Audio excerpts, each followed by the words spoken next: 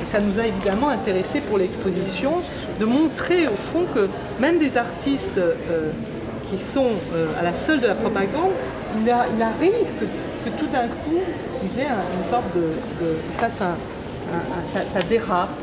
Et c'est pas le seul tableau comme ça, hein. Mais ce qui est très important, c'est l'œil de l'artiste et le cerveau de l'artiste. C'est-à-dire que c'est lui qui compose ce qu'il veut vraiment dire. C'est pas la question de la technique, parce que la photo n'est pas plus objective que le dessin ou la peinture, en fait. D'ailleurs, on sait que les photographes parfois déplaçaient les morts pour faire plus vrai. Et c'est pas par esprit de non-vérité, c'est précisément pour essayer de faire comprendre quelque chose qu'ils ont envie de faire comprendre. Je pense à ces photographes de la Sécession qui voulaient montrer aussi de façon la plus forte possible le désastre de la guerre. Que certaines images sont gravées dans notre mémoire, comme si elles venaient de notre propre inconscient. Il y a une espèce de rencontre cauchemardesque entre notre vécu et notre imaginaire et la guerre comme production sociale et politique. Et c'est ça justement le rôle de l'art peut-être. C'est pour ça que cette exposition est tellement importante, parce que vous mettez les pieds dans le plat, si j'ose dire. Et c'est vraiment ça qu'il faut faire en ce moment. Parce que ça continue, on est en plein dedans, jusqu'au cou, partout. Et à revoir cette exposition pour la 4e fois, je me dis vraiment, c'est très fort. Hein. C'est très très fort. Que les artistes donnent une forme à leur œuvre, et au fond, ça fait plus de bien que de mal de voir ça. C'est-à-dire, moi j'ai vécu avec toutes ces œuvres, donc les gens me disent ça doit être terrible, etc. Et vraiment, ce serait beaucoup plus terrible si elle n'était pas là. Ah oui. Vous voyez, cette phrase de Karen Blixen, tous les chagrins sont supportables si on en fait un conte ou si on les raconte. Et moi, je rajoute maintenant, si on les représente. Vous voyez ? Oui, c'est très juste. C'est terriblement juste.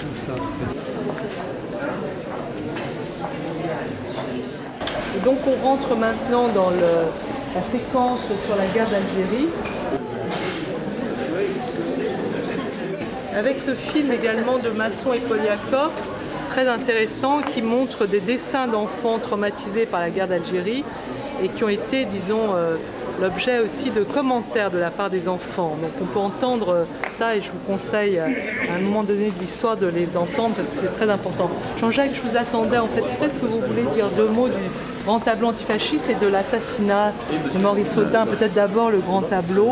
Alors le totem à gauche, c'est une espèce de figuration très modeste, hein, surtout pas de comparaison avec les grands chefs-d'œuvre que Laurence vient de nous montrer, mais c'est en quelque sorte une symbolisation du viol de Jamila par les parachutistes français, en uniforme français, et évidemment les 2 généraux médaillés qui sont devant, qui pourraient être Massu, qui pourraient être Ossarès, qui pourraient être Bijard.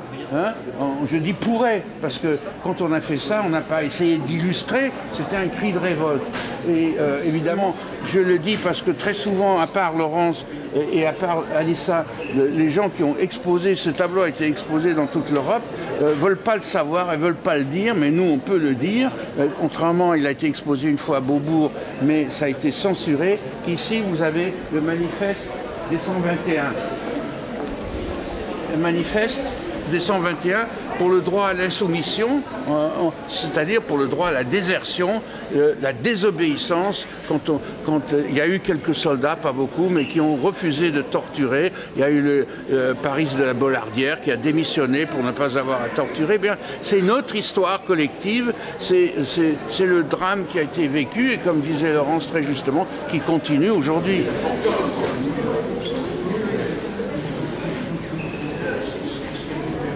Et vous avez ici un autre tableau que Laurence a eu l'extrême gentillesse d'exposer, et ça s'appelle L'assassinat de Maurice Audin, la justice entre guillemets évidemment. Le titre vient tout simplement, c'est la dernière phrase du magnifique livre de Pierre Vidal-Naquet, qui s'appelle L'affaire Audin. La dernière phrase, c'est l'assassinat de Maurice Audin. Ce livre est paru en 58, ce tableau a été fait en 60, et je ne le savais pas, je vous le dis tout de suite, je ne connaissais pas, d'ailleurs je crois que très peu de gens connaissaient les circonstances exactes de l'assassinat de Maurice Audin, qui a été, si j'ai bien compris les derniers documents, poignardé dans le cœur par un soldat français, et vous voyez qu'ici il y a un poignard dans le cœur. Mais c'est tout, je ne le savais pas. C'est pas du tout une illustration d'un fait historique. Ça s'est trouvé comme ça.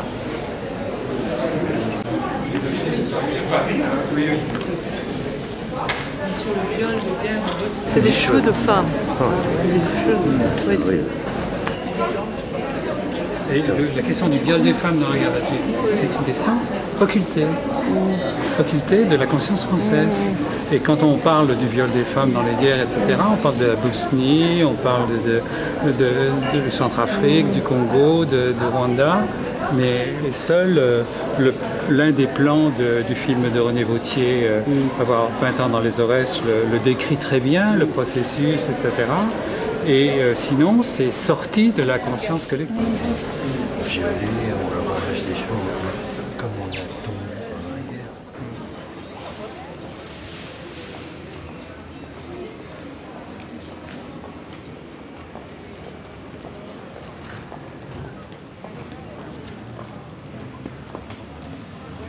Nous allons démarrer la première partie de cette soirée qui va se dérouler ici et deuxième partie dans la grande salle. Le point de départ de cette initiative de la part de la Ligue des droits de l'homme, ça a été l'exposition du Louvre-Lens, les désastres de la guerre.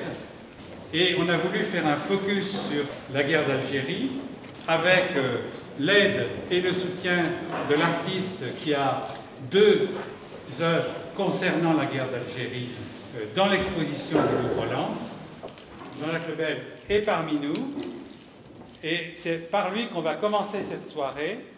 Il va nous parler de ces 2 œuvres et de son engagement à l'époque autour de la question de la dénonciation de la torture pratiquée par l'armée française en Algérie et tout particulièrement sur l'assassinat de Maurice Audin, ce jeune assistant de mathématiques de la faculté d'Alger qui, à l'âge de 26 ans, a été donc arrêté à son domicile par les parachutistes et qui a disparu entre les mains des parachutistes, en fait, assassiné par eux. Voici le fameux grand tableau antifasciste collectif. Si vous avez visité l'exposition, vous saurez qu'il est énorme. Il est 4 mètres de haut sur 5 mètres de large. C'était quelque chose que nous avons fait en 1960. Nous étions 6. 3 Italiens, un Islandais, et un Français et un Américain. Et très important l'internationalisme, parce que nous étions évidemment très non pas antipatriotes seulement, mais internationalistes, viscéraux, si j'ose dire. Alors, pourquoi antifascistes? Pourquoi la croix gammée? Parce que vous savez, comme moi probablement, que ceux qui ont pratiqué la torture sous le gouvernement Guy Mollet et sous le proconsulat de Robert Lacoste, un autre socialiste, avaient été, des gens comme Massu, comme Trinquier, comme d'autres, avaient été, et Ossarès même, avaient été résistants. Et pour certains d'entre eux, avaient subi les tortures de la Gestapo. Et par cette espèce de mécanique infernale et odieuse qui se répète tout le temps partout, y compris en ce moment même, ils sont devenus de victimes, ils sont devenus bourreaux, ils sont devenus tortionnaires. Il y a une énorme réflexion à faire sur cette question. Et donc, c'est une dénonciation pour nous absolue, non seulement de la torture et de la généralisation de la torture, mais de la couverture de la torture par les gouvernements de l'époque, qui ont fait, comme vous le savez, voter les pouvoirs spéciaux, et que les communistes et les socialistes, pas tous, mais pratiquement tous, ont voté. C'est-à-dire qu'ils ont donné, la gauche comme la droite, le feu vert à la torture systématique pratiquée par les soldats français. Et dans des casernes, et vous savez qu'il y avait même eu à Naba, à Bonn, une école où on apprenait aux officiers à torturer, à utiliser la gégène. Donc, ce tableau qui a été exposé, fait en 60 à Milan, où j'étais en exil parce que j'avais refusé d'endosser l'uniforme français, comme 6000 de mes camarades, environ 6000, a été exposé dans une grande exposition à Milan qui s'appelait l'Antiprocès. Et le tableau a donc été accroché là, l'exposition, qui était une exposition internationale avec une soixantaine de grands artistes du monde entier. Et à peu près une quinzaine de jours après le vernissage, tout d'un coup, des flics, une soixantaine de carabinieri, parce que nous sommes en Italie, déboulent, m'arrêtent et arrachent le tableau de son châssis. Et le tableau a été séquestré par la Questura, c'est-à-dire le tribunal de Milan, pendant 26 ans. Et c'est seulement, je ne vais pas vous raconter toute l'histoire, ce serait trop long, on nous l'a restitué 26 ans après. Bref, on continue. Voilà le tableau qui s'appelle « Assassinat de Maurice Audin, virgule, entre guillemets, la justice ». Alors, j'avais 22 ans à l'époque et ce crime monstrueux m'a complètement révolté, comme il a révolté beaucoup de gens. C'est pour ça que j'ai éprouvé le besoin de peindre.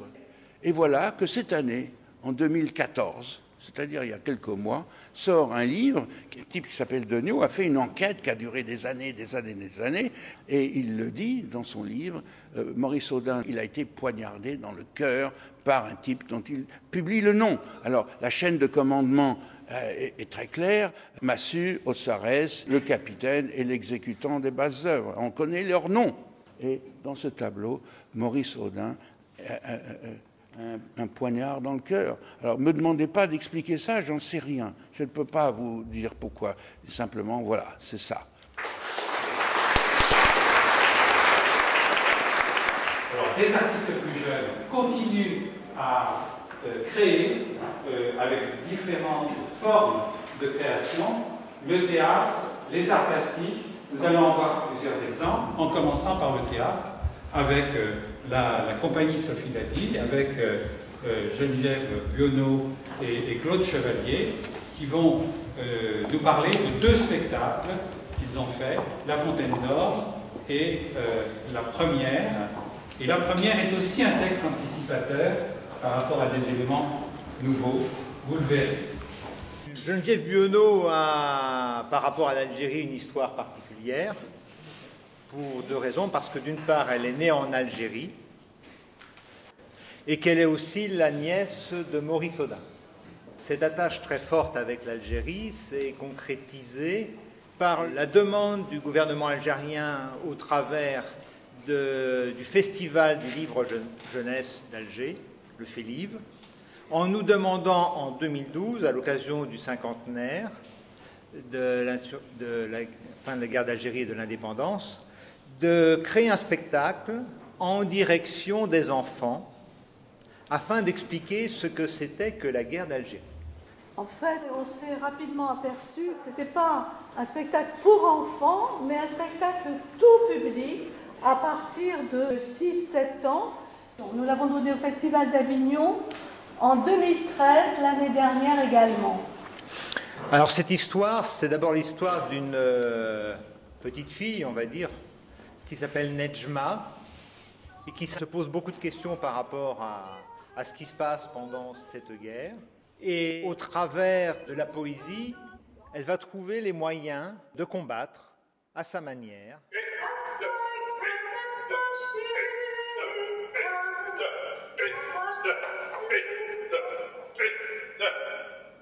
Garde à vous!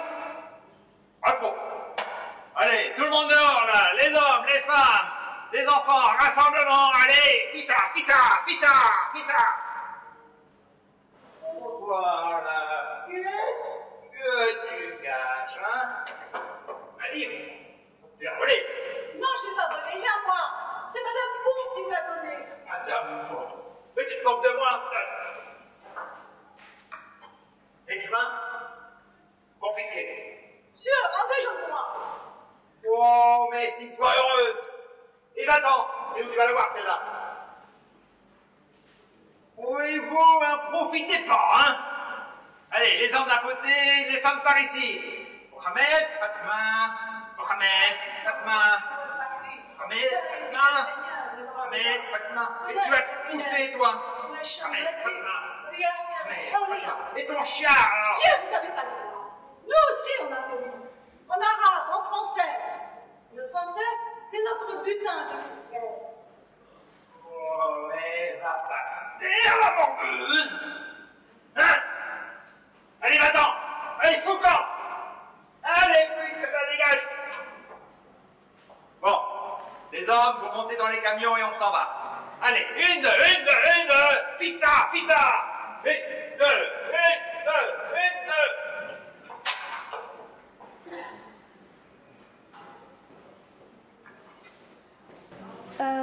Voilà, j'avais montré à Gilles une pièce de théâtre en fait que j'ai écrite il y a près de 20 ans, à une époque où on ne parlait pas tellement de monde, on en parlait un peu quand même.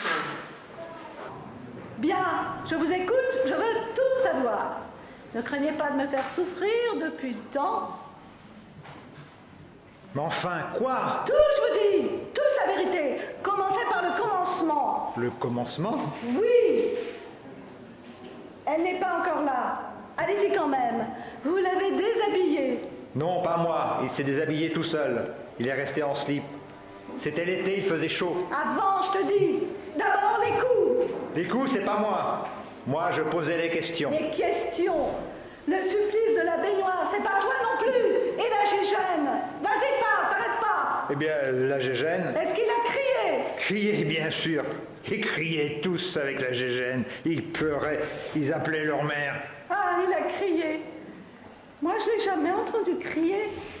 C'était l'homme le plus gai du monde. Je t'en prie, dis-moi la vérité. La vérité. Je ne veux pas te faire de mal. Je n'ai jamais tenu d'armes. Je veux juste savoir. Raconte-moi son dernier regard, son dernier soupir. Rien d'autre que ça, ces derniers instants. Et dis où se trouvent ses restes. Un autre spectacle, je demanderai à Cinda Guessab et à Samir Guessab de l'évoquer devant vous. Ils vont avoir le plaisir de l'interpréter sur la scène du Louvre-Lens la semaine prochaine avec une autre comédienne qui n'a pas pu être présente ici, Valérie Jiménez, qui joue la pièce avec Cinda Guessab, mais qui ce soir était prise parce qu'elle joue à Bruxelles dans un autre spectacle. Bon. Donc en fait, ce travail est parti du fait qu'un jour, j'ai réalisé que mes parents avaient une histoire avec l'Algérie, puisqu'on est d'origine algérienne, et que notamment mon grand-père était chef FLN du département du Vaucluse. Et c'est ma mère qui m'a raconté cette histoire. Alors moi, je chialais à côté et elle se mettait à rire totalement nerveusement, tellement c'était trop énorme, enfin toutes les histoires qu'elle me racontait. Et donc je suis arrivée avec ce truc-là, et puis Valérie, on s'est rencontrés à l'école supérieure d'acteurs à Liège, et on s'est dit bon, il faut en faire quelque chose. Sachant que de son côté, Valérie, son grand-père était gendarme au second bureau. Donc on en a fait quelque chose. Je suis née la veille de la guerre. Et donc en fait, on a traqué son père jusqu'à ce qu'il nous livre son témoignage. Et on a pris bien évidemment en écho avec celui de ma mère. Et donc en fait, pour finir, c'est deux espèces de logorées de ces deux personnes qui étaient enfants à l'époque, puisqu'ils sont tous les deux nés en 54.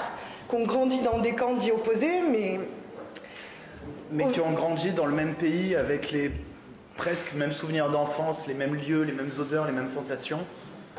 En fait, c'est des traumatismes similaires, quoi. C'est ça. Ils ont eu tous les deux la vision du sang, l'incompréhension vis-à-vis de ce qui se passait, et ce silence surtout. Ce silence qu'ils ont tenu pendant 40 ans, 50 ans. Moi, j'ai toujours grandi avec un espèce de truc à me dire « Ah, mes grands-parents, ils ont eu de la chance, ils n'ont pas vécu la Seconde Guerre mondiale, quoi. » Et en même temps, on a grandi, Samir et moi, dans un petit village français, à moitié communiste, à moitié Front National, où on passait... Vaucluse.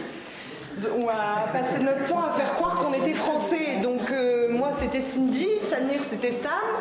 Ma mère travaillait, avait un salon de coiffure dans l'un des villages les plus Front National de France. Elle se faisait appeler Daniel, parce que c'est une petite blonde aux yeux bleus. Mon père, qui s'appelle Hassane, c'était Alain. Et donc on a grandi un peu dans ce jeu-là. Et c'est vrai que ça a été un espèce de processus tout au long de ma vie mon droit à la dignité, j'ai dû l'acquérir. Et c'est ça, en fait, aussi, cette nécessité de créer là-dessus. C'est pas juste évoquer l'histoire, c'est aussi parce que cette histoire-là, elle a transpiré sur nous d'une façon, mais presque... Bon, voilà, mais du coup, sur cette pièce, on est dans le témoignage direct des paroles livrées de nos parents respectifs. Moi, je joue pas, je fais des dessins en direct. Moi, je livre les images telles qu'elles nous ont été racontées par nos parents. Parce que c'est vrai qu'on, nous, notre génération, on n'a pas vu vraiment en témoin direct la guerre, mais on a grandi avec des personnes qui ont été traumatisées par elle. Et une guerre aussi sale que la guerre d'Algérie, ça laisse pas mal de traces. Mon grand-père a été torturé. On suppose que notre grand-mère a été violée. Hey Mais on le dit dans la pièce, on discute. Il revient à ma mémoire des souvenirs familiers. Et c'est une espèce d'invitation à regarder l'histoire, à l'affronter, mais pas avec une espèce de rancœur ou une victimisation. Enfin, à un moment donné, dans l'exposition qu'on a vue cet après-midi, on disait comment le fait d'être en accord avec des choses aussi horribles, c'est de les affronter en même temps, de réussir à les redigérer quelque part. Et le théâtre, pour le coup, c'est la libération de la parole. Et pour terminer, on vous invite à écouter ces paroles telles qu'on les a entendues, parce que les témoignages n'ont pas été retouchés en fait. C'est vraiment les témoignages, les paroles de nos parents telles qu'ils nous les ont racontées.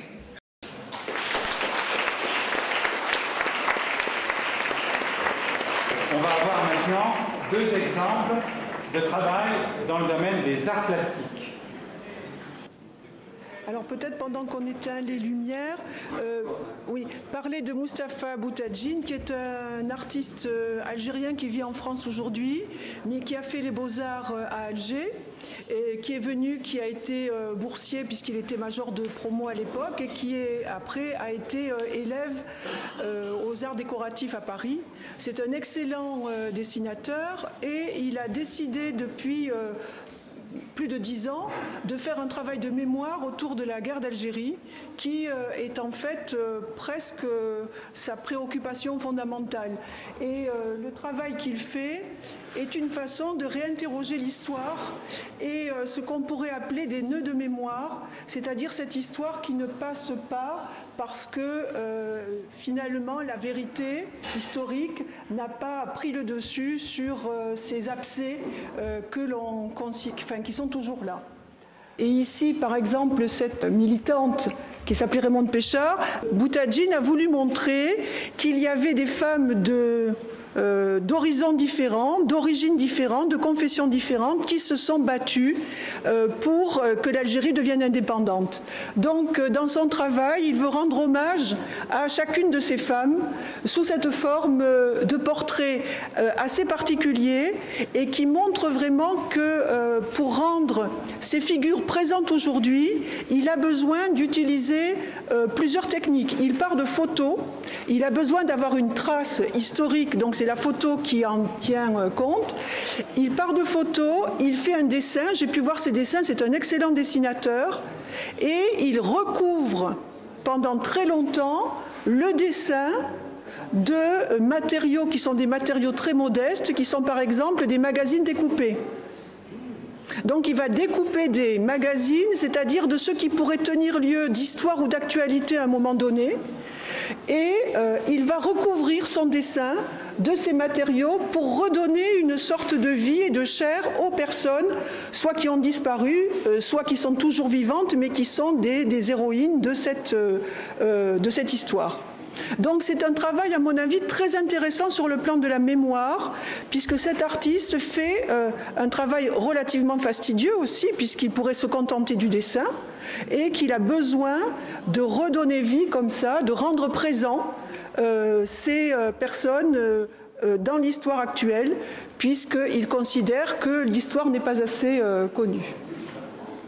Ces personnes. Et ce qui était intéressant dans le travail sur Djemila Boupacha que vous voyez ici, c'est qu'il la montre tenant dans ses mains le portrait que Picasso avait fait à l'époque de la guerre, au moment où il y avait le procès et où elle aurait pu être condamnée à mort. Il met dans les mains de Djemila le portrait d'elle par Picasso en 1961.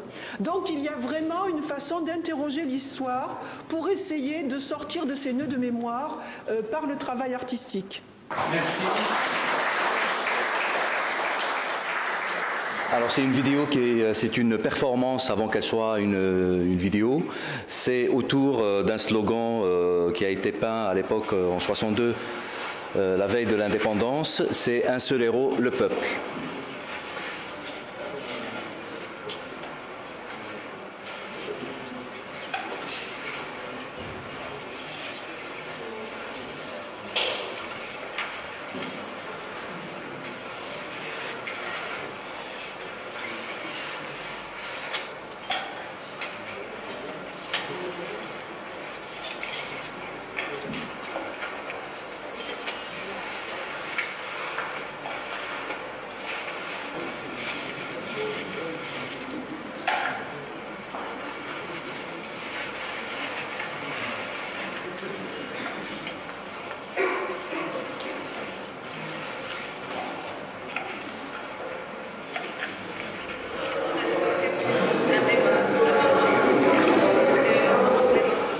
Moi aussi, je fais ce travail, une recherche, une quête à travers les archives, à travers la mémoire et à travers aussi les non-dits. Moi, je suis né après l'indépendance et on est toujours poursuivi par un vide quelque part, par cette mémoire qui n'a pas encore été révélée, par l'histoire qui n'est pas encore des deux côtés, des deux rives, qui n'est pas encore écrite.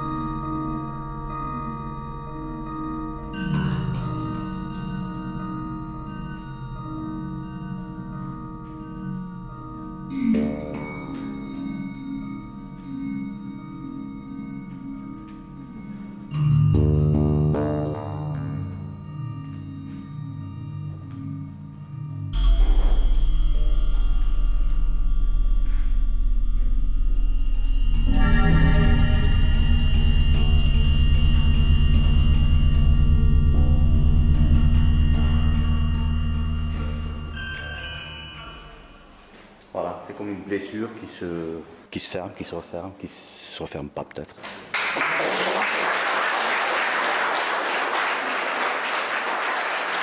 Et pour terminer cette première phase de notre rencontre, nous avons demandé à Alchemy de réagir à ce qu'elle vient de voir et d'entendre. Je ne suis pas une créatrice. Je écris des livres. J'ai notamment beaucoup travaillé avec les jeunes générations, dont vous avez eu des témoignages ici, sur justement ce que produit, et ça fait partie des désastres de la guerre, je pense, et de la guerre d'Algérie notamment, parce que quand, c'est bien connu, quand il y a des dénis, des falsifications, des réécritures de l'histoire, des silences de l'histoire, eh bien cela perpétue des traumatismes. C'est comme si ce qui a eu lieu n'a pas eu lieu. Et je pense que ce qui est passé autour de l'assassinat de Maurice Audin en est un exemple absolument révélateur. La subjectivité est mise à mal, c'est-à-dire qu'on ne peut pas se développer, devenir ce que j'appelle l'empêchement subjectif et devenir acteur de son histoire. Et pour être acteur dans la cité, pour être acteur citoyen, il faut être acteur de son histoire.